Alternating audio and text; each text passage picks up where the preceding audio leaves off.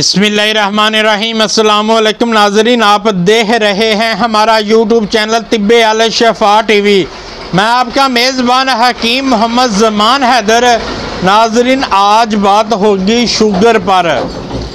Sugar control करने के लिए हम क्या करें।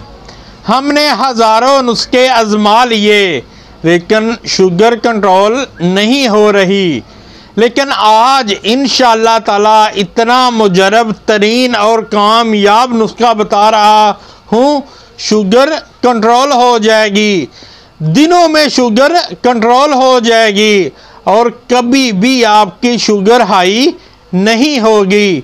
तो नाज़रीन, नुस्खा मैं आपको बता देता हूँ। उससे पहले मेरी आपसे रिक्वेस्ट है, जिन दोस्तों भाइयों ने मेरा चैनल अभी तक सब्सक्राइब नहीं किया वो कर दें और साथ ही बेल के बटन को भी प्रेस कर दिया करें ताकि आने वाली हर वीडियो का नोटिफिकेशन आपको मिल सके।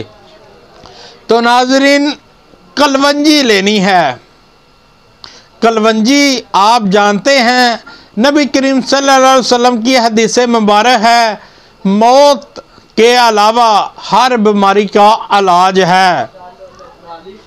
और मेथी दाना वो भी आप जानते हैं, गुड़ मार बूटी और करेले खुश्क, मगज जामन और स्याह मिर्च, ये बहुत सस्ता तरीन नुस्खा है। सभी चीज़ें बराबर वज़न लेनी है। 2-2 तोले ले लें या 3-3 तोले ले लें। इनको अच्छी तरह लेकर पीस लें, इनका पाउडर बना लें और खाने के बाद सुबह शाम आधा चम्मच इस्तेमाल करें।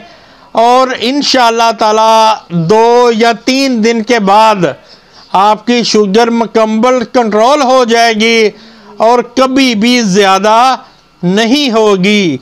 वीडियो अच्छी लगी हो तो शेयर ज़रूर करें ताकि किसी और का भी भला हो सके और लाइक भी कर दिया करें।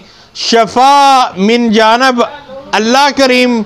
अल्लाह ताला आपको तमाम बीमारियों से महफूज रखे, सेहत वाली ज़िंदगी अता फरमाए, अचानक आने वाली परेशानियों से महफूज रखे। अस्सलामु अलैकुम।